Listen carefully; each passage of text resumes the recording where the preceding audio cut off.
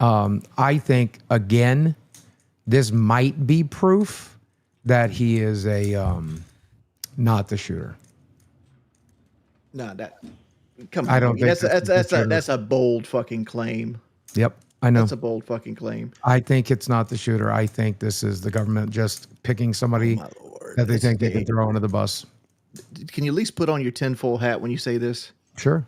Listen, yesterday I've talked to many creators, some of them being Charlie Kirk's closest friends in the industry. And,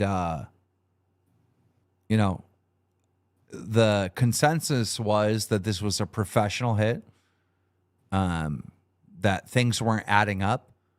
And today, now that we've caught the killer, it seems like those early thoughts and speculations that we were doing were incorrect. I think that they have the right guy. That's where I'm at. 1,000%. That's where I'm at. Like, you think this professional hitman's going to walk in front of a Ring camera with a gun barrel stuffed down his pant leg, limping, and then he's going to sit on top he's going to sit on top of a fucking building, and then he's going to shoot a guy, and then he's going to just start running off the building and jump off the building because he didn't plan it out, because he didn't go back down the ladder or go down the stairwell or anything. You might know more than I did, but based on the limited information I had, he seems like a patsy. But you might, now that I'm learning that, maybe I'm wrong. You didn't know he was caught like walking, like with a limp. I only knew super chatted $19.99. Broogs is broke. That's why he works for LCU. Full score, tears of joy.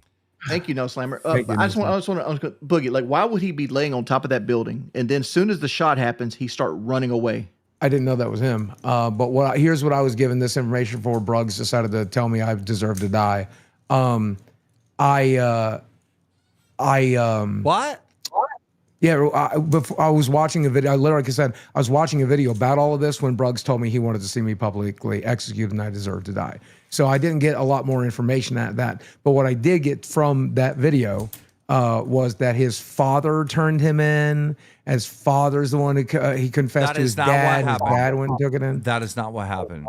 Okay, well, that's what the YouTuber was saying. That is not what happened. What I understand to have happened, and I could be wrong, but what I've heard is that he told his father told a minister, the minister contacted the authorities, okay?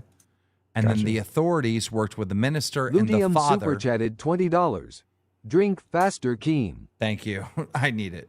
The minister worked with the father and the authorities to convince the guy to turn himself in. So the killer actually turned himself in.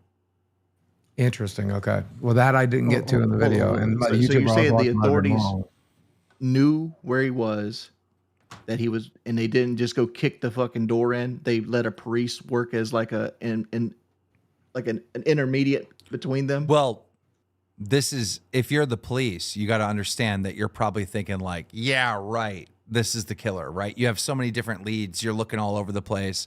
And they say, well, get him to come in. And they did. They convinced him to come in and turn himself in. And then once they do the interview, they realize, oh, wait, this is actually the guy, you know? He's going to get a plea deal. He's going to miss the death penalty. I also believe that. I think you're right. I think that's the case. Yeah.